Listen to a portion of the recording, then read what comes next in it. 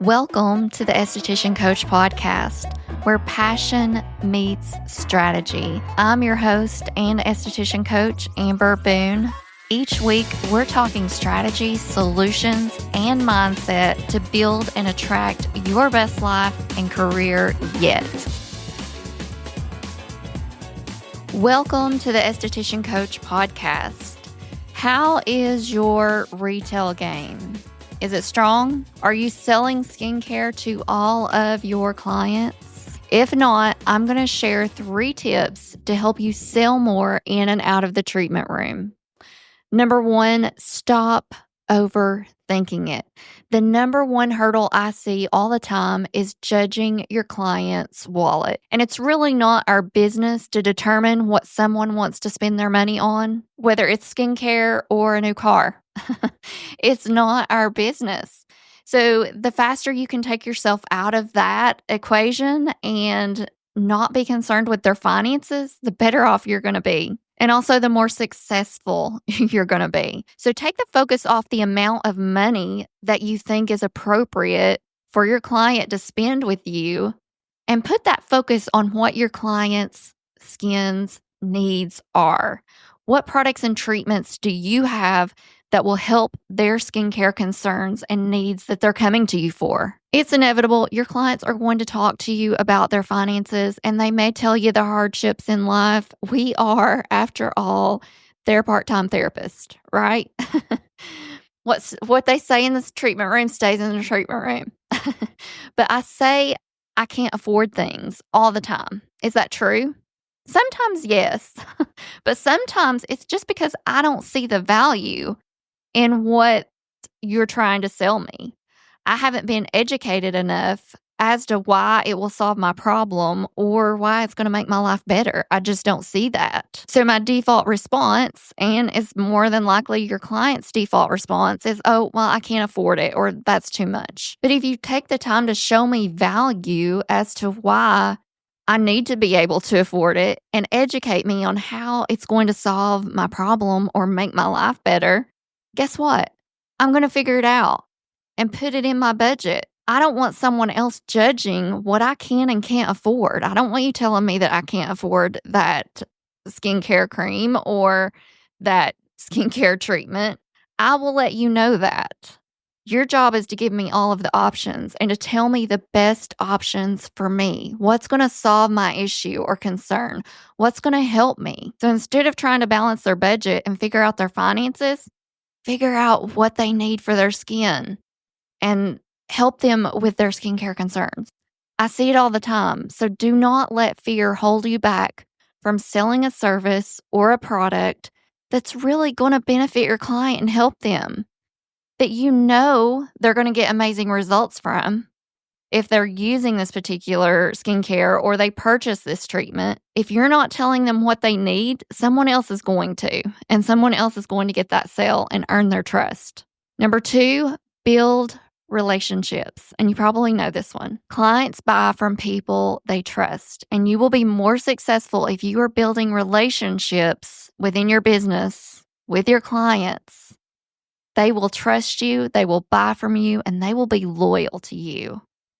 When I was an esthetician, and even now as a skincare rep, I genuinely care about my clients and about my accounts. I want them to succeed and do well. I don't want to sell them things that are not going to work or benefit them. There's no point in that for any of us. And I know that you feel the same way. So how do you go about building your clients' trust? By continuing to show up and educate them. More than likely, they started coming to you because they needed your help and your skill set. Make sure you're giving them your very best in treatments and products.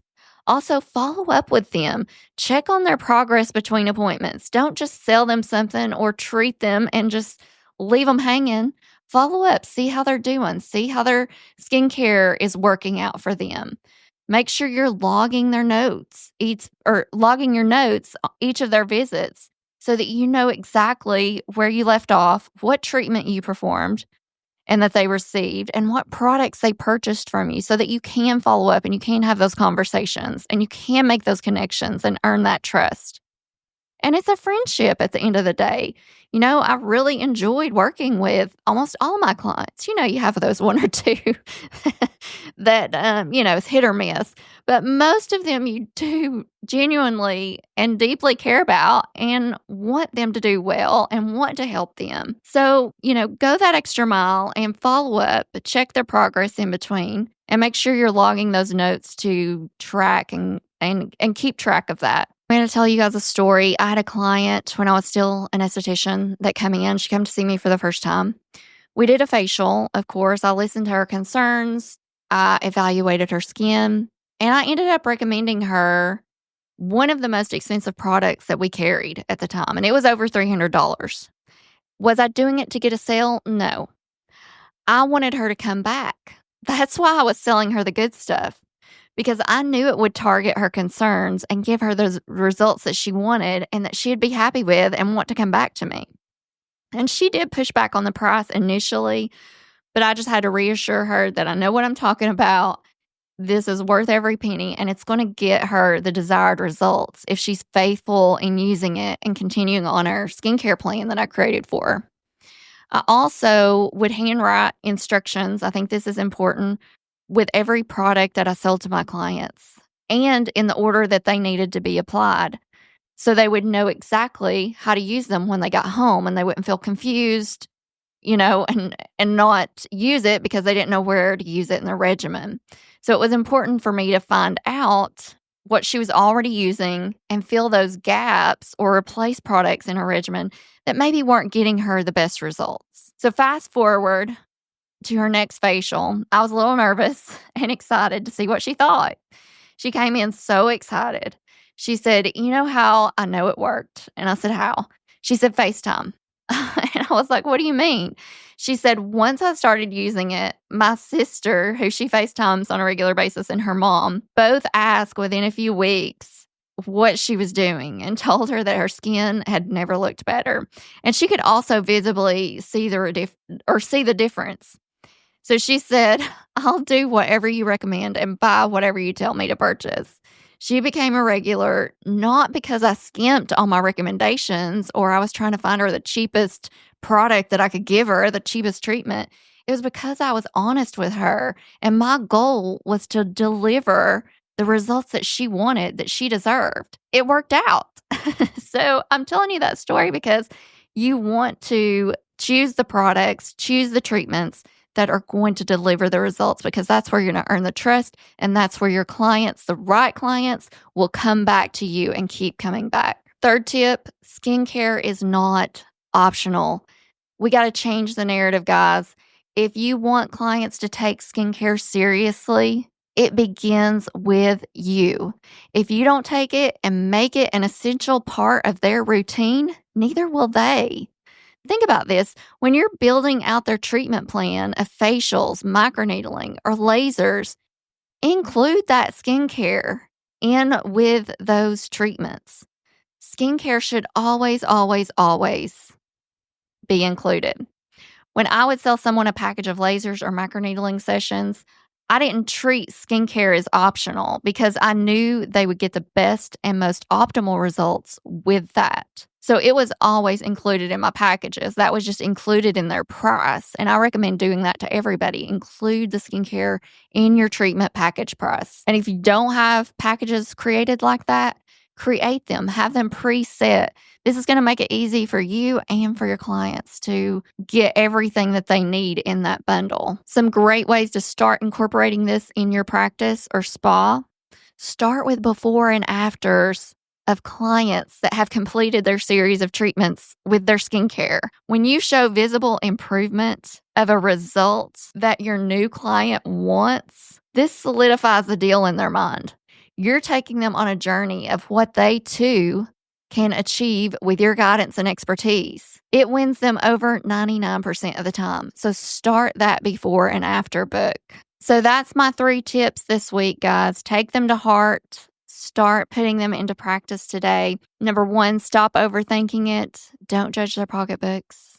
Start building those relationships if you haven't already. Never underestimate those relationships, those client relationships. And skincare is not optional. Stop making it optional. Change the narrative in your practice, in your spa. It's going to grow if you do that. My quote for you today: the most unprofitable item ever manufactured is an excuse. Think about what excuses you are making today. What excuses are you giving yourself to not sell retail to your clients?